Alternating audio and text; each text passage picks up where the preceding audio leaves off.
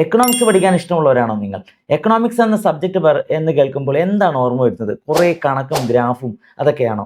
അതോ പഠിക്കാൻ നല്ല വിഷമമുള്ള സബ്ജക്റ്റ് എന്നാണോ? അതോ ശരിക്കും നല്ല താല്പര്യമുള്ള സബ്ജക്റ്റ് എന്ന രീതിയിലാണോ? എന്ത് തന്നെയാലും ഈ വീഡിയോ സ്കിപ്പ് ചെയ്യാതെ കാണുക.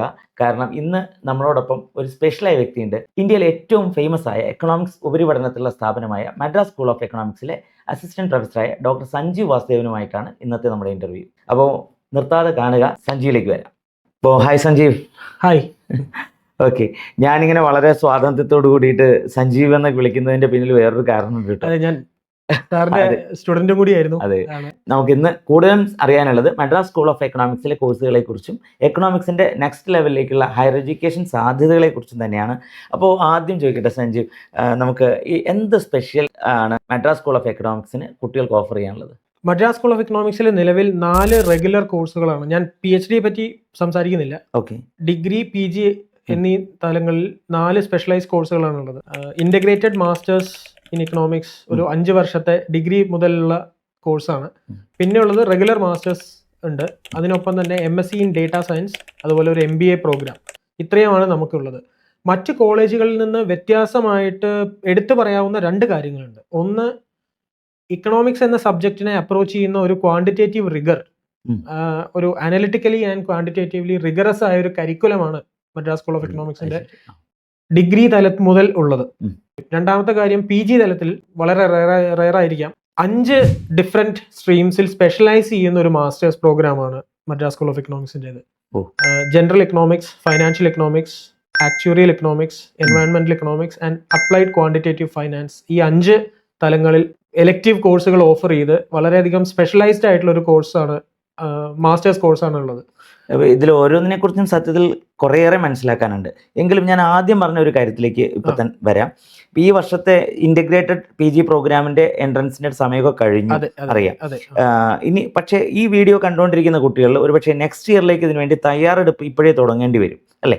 അങ്ങനെയാണെങ്കിൽ ഇന്റഗ്രേറ്റഡ് കോഴ്സിലേക്കുള്ള എലിജിബിലിറ്റിയും അതിൽ ഒരു +2 വിദ്യാർത്ഥി അതിന് മുൻപ് എടുക്കേണ്ട തയ്യാറെടുപ്പിനെ കുറിച്ച് ഒന്ന് പറഞ്ഞാൽ വളരെ നന്നായി. തീർച്ചയായിട്ടും. അത് ആദ്യം വേണ്ടത് മാത്തമാറ്റിക്സ് റെഗുലർ ആയിട്ടുള്ള അല്ലെങ്കിൽ ഐച്ഛിക വിഷയമായിട്ട് തിരഞ്ഞെടുക്കാവുന്ന ഒരു +2 കോഴ്സ് ആവണം എന്നുള്ളതാണ്. മാത്തമാറ്റിക്സ് ഒരു കമ്പൽസറി ആയിട്ടുള്ള കാര്യമാണ്, മാൻഡേറ്ററി ആണ്. കാരണം നമ്മുടെ സിലബസ് തന്നെ വളരെ മാത്തമാറ്റിക്കലി ഓറിയന്റഡ് ആണ്, റിഗറസ് ആണ്. പക്ഷെ വെറും മാത്തമാറ്റിക്സ് അല്ല, അതിനകത്ത് ഒരുപാട് ഈ മാത്സും അതിന്റെ ആപ്ലിക്കേഷനും പഠിപ്പിച്ചു കൊടുക്കുന്നുണ്ട്. ഈ ബാക്ക്ഗ്രൗണ്ട് നമുക്ക് വേണം. ശരി, അതായത് +1 +2 നമ്മൾ പഠിക്കുന്ന സബ്ജക്റ്റിൽ ഒരു സബ്ജക്റ്റ് ആയിട്ട് മാത്സ് പഠിക്കണം അറ്റ്ലീസ്റ്റ്. അപ്പോൾ ഹ്യൂമാനിറ്റീസുകാർക്ക് പറ്റില്ലേ? തീർച്ചയായിട്ടും പറ്റും. ഹ്യൂമാനിറ്റീസുകാർക്ക് ഈ എലക്റ്റീവ് ആയിട്ട് മാത്സ് എടുക്കാവുന്ന ഒരു സംവിധാനം ഉണ്ടെങ്കിൽ അത് അങ്ങനെ സ്റ്റുഡൻസ് വരാറുണ്ട്. അങ്ങനെയുള്ള കൊമേഴ്സ് എന്നോ അല്ലെങ്കിൽ ഒന്നുകിൽ പ്യുവർ മാത്തമാറ്റിക്സ് അല്ലെങ്കിൽ അപ്ലൈഡ് അല്ലെങ്കിൽ ബിസിനസ് മാത്തമാറ്റിക്സ്, ഈ ഏതെങ്കിലും ഒരു അങ്ങനെ ഒരു ബ്രാഞ്ച് ഉണ്ടെങ്കിൽ അത് വേണ്ടതാണ്. ഇത് രണ്ടാമത്തെ കാര്യം ഒരു അവയർനെസിന്റെ കാര്യമാണ്. ഇതിന്റെ സാധാരണ ഡിഗ്രി കോഴ്സുകളെ സംബന്ധിച്ച് നോക്കുമ്പോൾ ഒരല്പം നേരത്തെയാണ് നമ്മളുടെ അനൗൺസ്മെന്റും മറ്റു കാര്യങ്ങളൊക്കെ നടക്കാറുള്ളത്. അപ്പൊ അതിന് വെബ്സൈറ്റ് കുറച്ച് നോക്കിയിരിക്കണം, നോട്ടിഫിക്കേഷൻ ശ്രദ്ധിക്കണം. അതൊരു കാര്യമാണ്. എക്കണോമിക്സ് അറിയാത്തവർക്കും അല്ലെങ്കിൽ ഇതുവരെ എക്കണോമിക്സുമായിട്ട് യാതൊരു ബാക്ക്ഗ്രൗണ്ട് ഇല്ലാത്തവർക്കും പഠിക്കാവുന്നതാണ്. ഫിസിക്സ്, കെമിസ്ട്രി, മാത്സ് തീർച്ചയായിട്ടും പറ്റും. എക്കണോമിക്സ് എന്നുള്ള സബ്ജക്ട് അതിൽ പഠിച്ചോളുന്നില്ല ഇല്ല. അങ്ങനെ ഇതാണ് ഈ ഒരു രീതിയിലുള്ള ഒരു പ്രിപ്പറേഷനും ബാക്ക്ഗ്രൗണ്ടുമാണ് ആദ്യം വേണ്ടത്. ഇപ്പൊ ഈ പ്രിപ്പറേഷനെ പറ്റി പറഞ്ഞു. അപ്പോൾ നിങ്ങളെ സെലക്ഷൻ ഇപ്പോൾ നമ്മളിപ്പോൾ ഒരുവിധം നാഷണൽ ലെവൽ ഇൻസ്റ്റിറ്റ്യൂട്ട്സിലേക്കൊക്കെ നമുക്കറിയാം CUET UG വഴിയാണ് അഡ്മിഷൻസ് വരുന്നത്. ഇപ്പം MSc അഥവാ മദ്രാസ് സ്കൂൾ ഓഫ് എക്കണോമിക്സിൽ എങ്ങനെയാണ് അതിന്റെ? മദ്രാസ് സ്കൂൾ ഓഫ് എക്കണോമിക്സിന് നമ്മുടേതായിട്ടുള്ള എൻട്രൻസ് ആണ്, ഒരു ഔട്ട്സോഴ്സ് എൻട്രൻസ് ആണ് ഉള്ളത്. അതിൽ ആപ്റ്റിറ്റ്യൂഡും അതുപോലെ ഇംഗ്ലീഷും ബേസിക് മാത്ത് എബിലിറ്റി അങ്ങനെയുള്ള ഒരു ജനറിക് ആയിട്ടുള്ള ഒരു അപ്രോച്ച് ആണ് അതിനകത്തുള്ളത്. ഒരു സബ്ജക്ട് ഓറിയന്റഡ് ആയിട്ടുള്ള ഒരു അപ്രോച്ച് അല്ല കൂടുതലും. ഇതിലിപ്പോ നമ്മള് പല സബ്ജക്ട് ബാക്ക്ഗ്രൗണ്ട് പഠിക്കുന്ന കുട്ടികൾക്ക് ഇതിൽ വരാറുണ്ട്, മാത്സ് വേണമെന്നല്ലേ പറഞ്ഞത്. അപ്പൊ അങ്ങനെയാണെങ്കിൽ ഇതിന് കോമൺ സിലബസ് ഒക്കെ എങ്ങനെയാണ് അവൈലബിൾ ആണോ നമ്മുടെ? തീർച്ചയായിട്ടും വെബ്സൈറ്റിൽ അവൈലബിൾ ആണ്. അതിന്റെ ഒരു എൻട്രൻസിനെ സംബന്ധിച്ചിടത്തോളം അതിന്റെ ഒരു സ്റ്റാൻഡേർഡ് ക്വസ്റ്റ്യൻ പേപ്പറിന്റെ പാറ്റേൺ, സാമ്പിൾ ക്വസ്റ്റ്യൻസ് ഒക്കെ ആയിട്ട് അവൈലബിൾ ആണ്.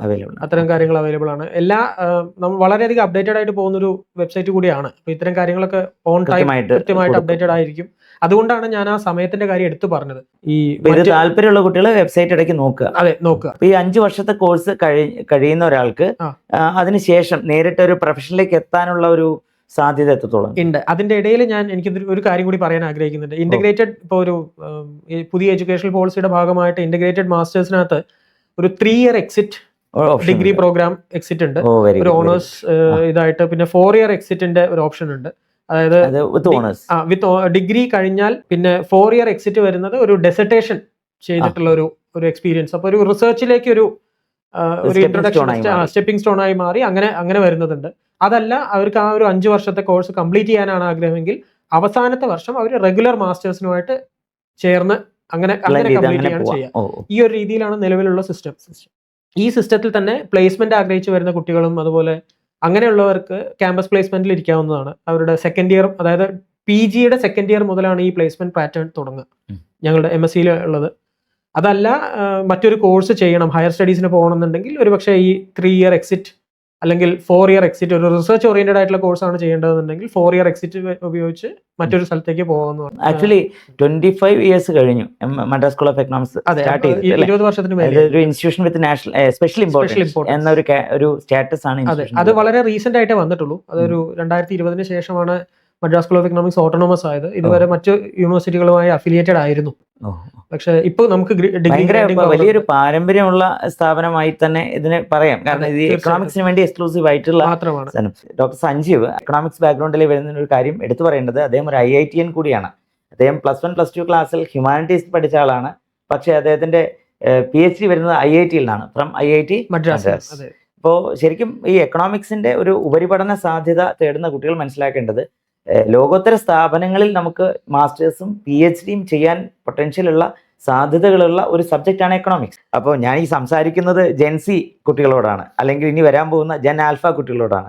അപ്പോൾ ഇതിൽ എടുത്തു പറയേണ്ട ഒരു കാര്യം, പഴയ കാലത്ത് ഞങ്ങളൊക്കെ എന്ന് വെച്ചാൽ എക്കണോമിക്സ് പഠിക്കാൻ വെച്ചാൽ ഒരു BA എക്കണോമിക്സ് കഴിയുക, നാട്ടിൻപുറത്തുള്ള ഒരു പാരലൽ കോളേജിൽ അധ്യാപകനായിട്ട് കരിയർ സ്റ്റാർട്ട് ചെയ്യുക, പിന്നെ അവിടെ ഇരുന്നിട്ട് PSCക്ക് പ്രിപ്പയർ ചെയ്യുക, എങ്ങനെയെങ്കിലും ഒരു ഗവൺമെൻറ് ജോബ് അല്ലെങ്കിൽ ഒരു ടീച്ചറുടെ ജോബ് ഇതൊക്കെ സംഘടിപ്പിക്കുക എന്ന് പറഞ്ഞാൽ കൊച്ചു സ്വപ്നങ്ങളൊക്കെ ആയിട്ട്, അല്ലെങ്കിൽ അത്ര കൊച്ചു സ്വപ്നമൊന്നുമല്ല എങ്കിലും അങ്ങനെയൊക്കെയാണ് നമ്മുടെ കാലം പോയിരുന്നത്. എന്നാൽ ഇന്ന് എക്കണോമിക്സിലൂടെ ലോകോത്തര നിലവാരമുള്ള ജോലികളിലേക്ക് എത്താൻ, അല്ലെങ്കിൽ ഒരു പക്ഷേ പല മൾട്ടിനാഷണൽ കമ്പനികളിൽ, ഇപ്പോൾ എനിക്ക് തോന്നുന്നത് Big 4 കമ്പനീസ് അടക്കം റിക്രൂട്ട് ചെയ്യുന്നുണ്ട്. ഗൂഗിൾ, മൈക്രോസോഫ്റ്റ് പോലുള്ള ഡാറ്റാബേസ്ഡ് ആയിട്ടുള്ള കമ്പനികൾ റിക്രൂട്ട് ചെയ്യുന്നുണ്ട്. പിന്നെ RBI, ഇപ്പൊ നിങ്ങളുടെ ചെയർമാൻ തന്നെ RBIയുടെ ഫോമർ ഗവർണറായ രംഗരാജൻ സാറാണ് അല്ലെ? അദ്ദേഹത്തിന് ഇപ്പൊ എത്ര വയസ്സായി? അദ്ദേഹത്തിന് 93 ചേർന്ന് 93 ഏജ്. എടുത്തു പറയേണ്ട കാര്യം, അദ്ദേഹം ഇന്നും വളരെ റെഗുലർ ആയിട്ട് ഓഫീസിൽ വരും. ഇപ്പോഴും അദ്ദേഹം എഴുതുന്നുണ്ട്. ഒരു എവറി 2 to 3 വീക്സ് അദ്ദേഹത്തിന്റെ ഒരു പുതിയ ആർട്ടിക്കിൾ വരും. ഇടയ്ക്ക് പുസ്തകങ്ങളുടെ രീതിയിലാണ്. അപ്പോൾ വളരെയധികം ഞാൻ പറയുമ്പോൾ അദ്ദേഹം ശ്വസിക്കുന്നത് പോലും ഒരു പക്ഷേ എക്കണോമിക്സ് ആയിരിക്കും. ആ ഏജിലും കരിയർ ലോഞ്ചിവിറ്റി എന്ന് പറയുന്നത് ഒരു പക്ഷേ അതായിരിക്കും. ഈ കരിയർ ലോഞ്ചിവിറ്റിയുടെ കാര്യം പറഞ്ഞപ്പോഴാണ് ഒരു പ്രധാനപ്പെട്ട കാര്യം. നമ്മൾ കരിയർ ചൂസ് ചെയ്യുമ്പോൾ നമുക്ക് 2 തരം തീരുമാനങ്ങളുണ്ട്. ഇമ്മീഡിയറ്റ് ആയിട്ട് ജോലിയിലേക്ക് എത്തുക, പെട്ടെന്ന് പൈസ ഉണ്ടാക്കുക, പെട്ടെന്ന് ലൈഫ് സെറ്റിലാക്കുക, വേറെ ഏതെങ്കിലും ഇഷ്ടമുള്ള തരത്തിൽ ലൈഫ് എൻജോയ് ചെയ്യുക, ഇങ്ങനെ ഒരു താല്പര്യപ്പെടുന്ന ആൾക്കാരുണ്ട്. എന്നാൽ മറ്റു ചിലരുണ്ട്, നേരത്തെ പറഞ്ഞ കരിയർ ലോഞ്ചിവിറ്റിയിൽ എംഫസൈസ് ചെയ്യുന്ന ആൾക്കാരുണ്ട്. ഇപ്പം എനിക്കൊന്ന് ലോ, അതുപോലെ എക്കണോമിക്സ് പോലുള്ള സബ്ജക്ട്സ് ഒക്കെ നമുക്ക് ലൈഫ് ലോങ് കരിയർ ബിൽഡ് ചെയ്ത് പോകാൻ പറ്റുന്ന ഒരു മേഖലയാണ്. അതാണ് ഇതിന്റെ ഒരു സാധ്യത അല്ലേ? അതെ, അവനവന് താല്പര്യമുള്ള സബ്ജക്റ്റ് നന്നായി പഠിക്കുക എന്നുള്ള ഒരു കാര്യം. ഒരു സൊസൈറ്റൽ ഫിയറിനെ വെച്ച് നമ്മുടെ ആഗ്രഹം മാറ്റി വെച്ചാൽ ഒരുപക്ഷെ ഒരു കരിയർ ലോഞ്ചിവിറ്റിക്ക് പകരം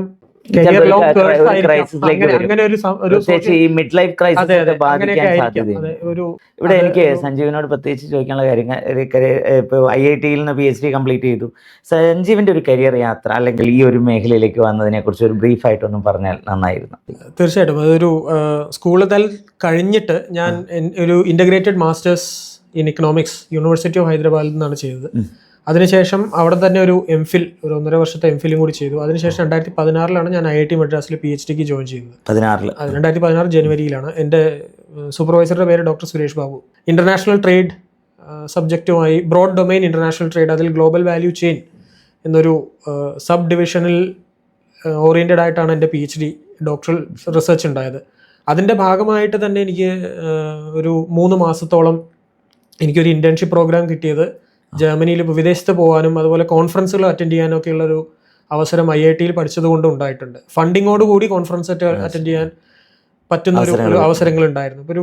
ഒരു 3 മാസം ഒരു പ്രോജക്റ്റിന്, ഒരു ജർമ്മനിയിലെ ഒരു പ്രോജക്റ്റിൽ യൂണിവേഴ്സിറ്റി ഓഫ് ബ്രേമൻ അവിടെ പോയിട്ട് ആ ഒരു പ്രോജക്റ്റും വളരെയധികം ഒരു ഇന്റർനാഷണൽ എക്സ്പോഷർ ഉണ്ടായി. അതിനകത്ത് നമ്മൾ നമ്മുടെ നാട്ടിൽ അല്ലെങ്കിൽ ചുറ്റിലും നടക്കുന്ന റിസർച്ച് അല്ലാതെ മറ്റെന്ത് തരത്തിലുള്ള റിസർച്ചാണ്, ഏതൊക്കെ രീതിയിലാണ് നടക്കുന്നതെന്നൊക്കെ അറിയാൻ അതും സഹായിച്ചിട്ടുണ്ട്. അതിനുശേഷം 2022 ഇപ്പോൾ നിലവിലുള്ള ജോലിയിലേക്ക് ഞാൻ പ്രവേശിക്കുന്നത്, അസിസ്റ്റന്റ് പ്രൊഫസറായിട്ട്. അതെ സഞ്ജീവ്, ഇപ്പം നമ്മൾ എക്കണോമിക്സിൽ മാസ്റ്റേഴ്സ് കഴിഞ്ഞ് വരുന്ന ഒരാൾ, ഇപ്പോൾ ഒരുപാട് സ്പെഷ്യലൈസേഷൻ ഉണ്ടെന്ന് പറഞ്ഞു, എങ്കിലും ജനറലായിട്ട് എന്തൊക്കെയാണ് നമുക്കൊരു കരിയർ ഓപ്ഷൻസ് കുട്ടികളുടെ മുന്നിലുള്ളത്? MSCയുടെ ഒരു പോയിന്റ് ഓഫ് വ്യൂ നോക്കിയാൽ കൂടുതലും പ്ലേസ്മെന്റ് ഓറിയന്റഡ് ആയിട്ടാണ്. വളരെ ബിഗ് കമ്പനീസ് അവർ ക്യാമ്പസിൽ വന്ന് പ്ലേസ്മെന്റ് നടത്തുകയും പ്ലേസ്മെന്റ് ഇന്റർവ്യൂസ് നടത്തുകയും അതിലേക്ക് നല്ല പാക്കേജോട് കൂടി കുട്ടികളെ റിക്രൂട്ട് ചെയ്യുക. ഒരു ഇക്കണോമിക് അനലിസ്റ്റ് അല്ലെങ്കിൽ ഡേറ്റ അനലിസ്റ്റ് എന്നുള്ള ഒരു പൊസിഷനിലേക്ക് ഒക്കെ റിക്രൂട്ട്മെന്റ് നടക്കുകയും ചെയ്യും. ഏറ്റവും കൂടുതൽ അതാണ് ഒരു MSCയുടെ ഒരു ബാക്ക്ഗ്രൗണ്ടിലും അല്ലെങ്കിൽ മറ്റു കോളേജുകളുടെയും ലാർജ്ലി ഇങ്ങനെയൊക്കെ തന്നെയാണ് ഇതിന്റെ ഒരു പാറ്റേൺ.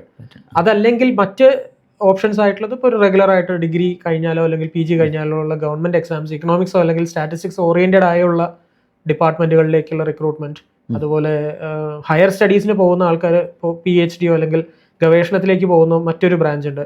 ഇതൊന്നും അല്ലാതെ ഭൂമി ഇത് വരുന്ന ജിയോ ഇക്കണോമിക്സ്, അതുപോലെ ഇക്കണോമിക് ജേർണലിസം, ബിസിനസ് റിപ്പോർട്ടിംഗ് പോലെയുള്ള പുതിയ കരിയർ ഓപ്ഷൻസും ഇതിനകത്ത് വരുന്നുണ്ട്. സ്പോർട്സ് ഇക്കണോമിക്സ് ഒക്കെ വളരെയധികം റിസർച്ചിലും അല്ലെങ്കിൽ അതല്ലാതെയും സ്പോർട്സ് അനലിറ്റിക്സ് ഒക്കെ വളരെയധികം ഭൂമി ഇത് വരുന്ന കരിയർ ഓപ്ഷൻസ് ആണ്. കൂടുതലും ഒരു ഡിഗ്രി എന്നുള്ളതിനേക്കാൾ PG കഴിഞ്ഞവരെയാണ് കുറച്ചും കൂടെ കമ്പനികൾ പ്രിഫർ ചെയ്യുക. അല്ലെങ്കിൽ ഇത്തരം പല ജോലികളുടെയും ഒരു ബേസിക് റിക്വയർമെന്റ് തന്നെ ചിലപ്പോൾ PG ആയിരിക്കും. അതൊരു സ്പെഷ്യലൈസ്ഡ് ആയിട്ടുള്ള ഒരു കാൻഡിഡേറ്റ് എപ്പോഴും ഒരു മാസ്റ്റേഴ്സ് കഴിഞ്ഞ ആളായിരിക്കും എന്നുള്ള അസംഷനിലാണ് ചില യൂണിവേഴ്സിറ്റികളിൽ ഇതിന് വലിയ മാറ്റങ്ങൾ കണ്ടു തുടങ്ങിയിട്ടുണ്ട്. ഇപ്പോൾ ഞാൻ കേട്ട ഒരു ഡിസ്ക്രിപ്ഷനിൽ എനിക്ക് തോന്നിയ ഒരു കാര്യം, ഒരു സംശയമാണ്. അതായത് എക്കണോമിക്സ് നമ്മൾ പൊതുവെ നാട്ടിൽ നമ്മൾ BA എക്കണോമിക്സ്, MA എക്കണോമിക്സ് എന്ന രീതിയിലാണ്.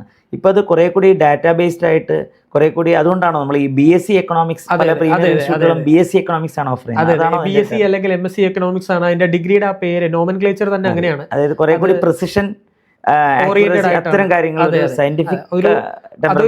ഇതൊരു ആർട്ടാണ്, ഇതൊരു സോഷ്യൽ സയൻസ് ആണ് എക്കണോമിക്സ്. പക്ഷെ അതിന്റെ ഒപ്പം തന്നെ വളരെയധികം ഡേറ്റ ഓറിയന്റഡ് ആയി നമുക്ക് അതിന്റെ ആ ഗണിതശാസ്ത്രത്തിനോ അതില്ലെങ്കിൽ മറ്റ് ക്വാണ്ടിറ്റേറ്റീവ് സ്റ്റാറ്റിസ്റ്റിക്സ് പോലെയുള്ള ക്വാണ്ടിറ്റേറ്റീവ് ടെക്നിക്സിനോ ഇതിലുള്ള അപ്ലിക്കേഷൻ ഒഴിവാക്കി നിർത്താൻ പറ്റില്ല. അപ്പോൾ ഒരു കാര്യം ചോദിക്കട്ടെ, എക്കണോമിക്സ് പഠിക്കാൻ വേണ്ട ഒരു കുട്ടിക്ക് വേണ്ട എബിലിറ്റീസ് ചേഞ്ച് ആയിട്ടുണ്ടോ? എന്തൊക്കെയാണ്?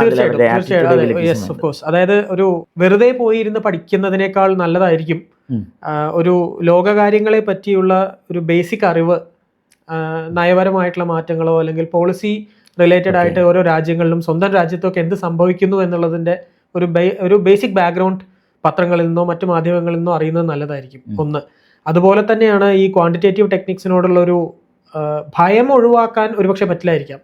എന്നാലും ആ ഭയത്തോടു കൂടിയാണെങ്കിലും ഈ സബ്ജക്റ്റിലേക്ക് ഒന്ന് വന്നു കഴിഞ്ഞാൽ പിന്നീട് അതൊരു ഫണ്ണായിട്ട് മാറും എന്നാണ് കുറച്ചെങ്കിലും എൻ്റെ പേഴ്സണൽ അനുഭവം. ഞാൻ മാത്സ് ഇല്ലാതെ വന്നിട്ടുള്ള ഒരാളാണ്, അതുകൊണ്ട് തന്നെ എനിക്ക് മനസ്സിലായിട്ടുള്ള ഒരു കാര്യം അങ്ങനെയാണ് വിശ്വാസം. ഈ കുട്ടികൾ ഇതിൽ സ്ട്രഗിൾ ചെയ്യാറുണ്ടോ? അതായത് ഡാറ്റാ ബേസ്ഡ് ആയിട്ട് ഹൈലി അനലിറ്റിക്കൽ ആയിട്ടുള്ള ഈ ഒരു സബ്ജക്റ്റിന്റെ ഒരു ചേഞ്ചിലേക്ക് വരുമ്പോൾ കുട്ടികൾ എങ്ങനെയാ പൊതുവെ ബുദ്ധിമുട്ടാണ്? സ്ട്രഗ്ലിംഗ് കാണാറുണ്ട്. പക്ഷെ അതിന് എല്ലാവരും ഈ സ്ട്രഗ്ലിങ്ങിന്റെ കാര്യം ആലോചിക്കുമ്പോൾ സ്ട്രഗിൾ ചെയ്ത് സർവൈവ് ചെയ്തിട്ടുള്ള സക്സീഡ് ചെയ്തിട്ടുള്ള ആൾക്കാരെ അധികാരം ഇങ്ങനെ വന്നവരാണ് എന്നുള്ള കാര്യം ആൾക്കാരെ അധികാരം ഓർക്കാറില്ല. അതാണ് സത്യം. ഇപ്പോൾ ഞാൻ പഠിപ്പിച്ച കുട്ടികളിൽ തന്നെ പലരും, ഞാൻ അവരെ മാത്സ് പഠിപ്പിച്ചിട്ടില്ല, പക്ഷെ മാത്സ് ബാക്ക്ഗ്രൗണ്ട് ഇല്ലാതെ വന്നിട്ട് വളരെ നല്ല രീതിയിൽ CGPA വാങ്ങി നല്ല രീതിയിൽ ഹയർ സ്റ്റഡീസിന് പോയ ഒരുപാട് ഡിഗ്രി കുട്ടികളുണ്ട്. So it is not impossible. പക്ഷേ ഓഫ് കോഴ്സ് നമുക്ക് നമ്മുടേതായിട്ടുള്ള ഒരു എഫേർട്ട് അതിനകത്ത് വേണ്ടി വരും. അതിനുള്ള സപ്പോർട്ട് തീർച്ചയായിട്ടും നമ്മുടെ ഇൻസ്റ്റിറ്റ്യൂട്ടിന്റെ ഭാഗത്തുനിന്നും അല്ലെങ്കിൽ എല്ലാ ഇൻസ്റ്റിറ്റ്യൂട്ടുകളുടെയും ആ ഒരു ബേസിക് സപ്പോർട്ട് എന്തായാലും ഉണ്ടാവും. അപ്പോൾ ആ ക്വാണ്ടിറ്റേറ്റീവ് എബിലിറ്റി അല്ലെങ്കിൽ ഡേറ്റയെ അനലൈസ് ചെയ്യാനുള്ളൊരു താല്പര്യം, ഇതൊക്കെ അതിനകത്ത് ട്രെയിൻ ചെയ്തെടുക്കുന്ന ഒരു കാര്യം കൂടിയാണ്. അപ്പോൾ അതിനോടുള്ളൊരു ഓപ്പൺ ആറ്റിറ്റ്യൂഡ് കൂടി വരുന്ന, അതെ, അങ്ങനെയുള്ള ആ ഒരു എബിലിറ്റി കൂടി ഉണ്ടെങ്കിൽ ഇത് കുറെ കൂടി ഈ ഒരു പ്രോസസ് അഡാപ്റ്റ് ചെയ്യണം, അതിനോട് അഡാപ്റ്റ് ചെയ്യണം. തീർച്ചയായിട്ടും. ഒരു കാര്യം ഇപ്പം നമ്മളെല്ലാവരും ആശങ്കപ്പെടുന്ന ഒരു കാര്യമുണ്ട്. ഏത് കരിയറിലാണെങ്കിലും നമ്മൾ പറയും AI വരുന്നു, ജോലി പോകും, അല്ലെങ്കിൽ AI വല്ലാതെ ബാധിക്കാൻ പോകുന്നു.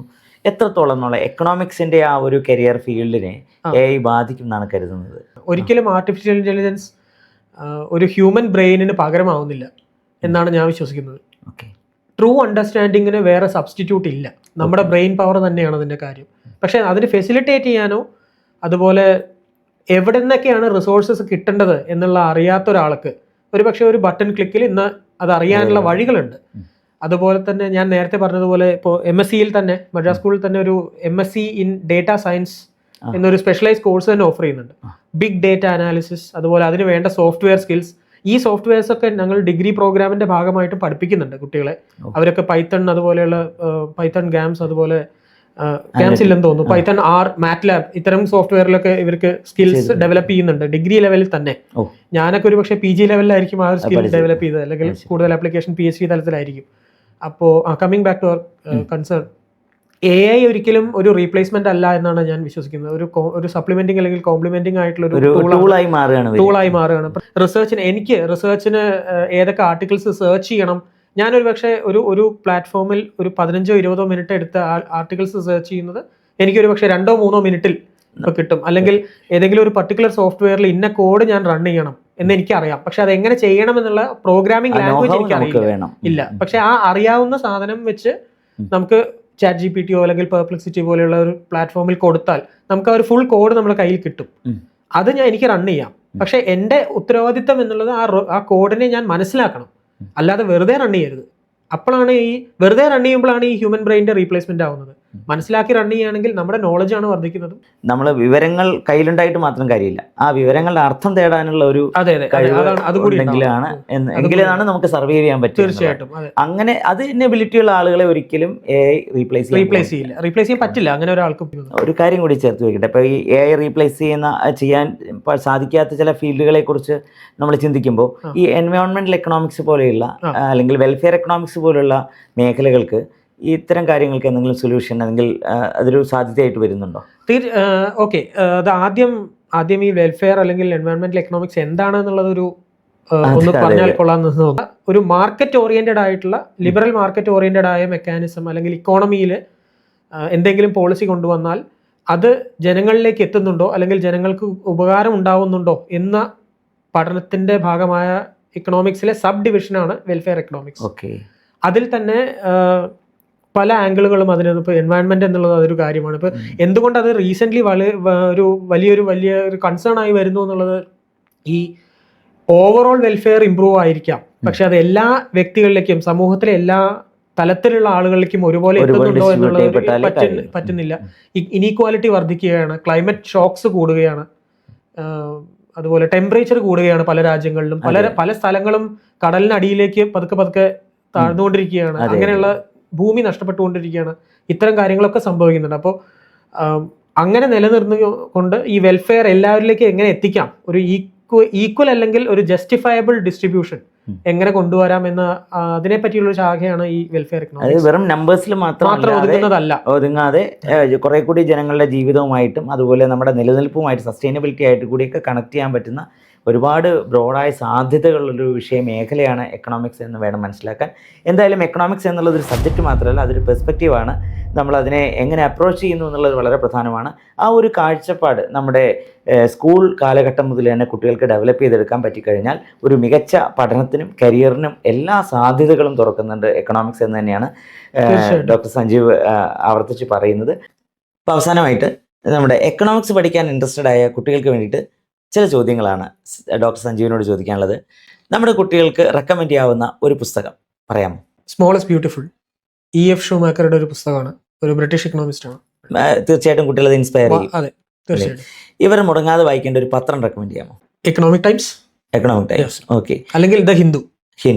അത് തീർച്ചയായിട്ടും ഇവരുടെ മുന്നോട്ടുള്ള ഫോളോ ചെയ്യാവുന്ന ഒരു പത്രമാണ്. എക്കണോമിക്സിനെ കുറിച്ച് പൊതുവിൽ ആൾക്കാർക്ക് ഇടയിൽ ഒരു മിത്ത് എന്താണ് എക്കണോമിക്സ് പഠനത്തെ കുറിച്ചുള്ള? സ്റ്റോക്ക് മാർക്കറ്റ് ട്രേഡിംഗ് ആണ് എക്കണോമിക്സ് എന്നൊരു മിത്ത് ഉണ്ട്.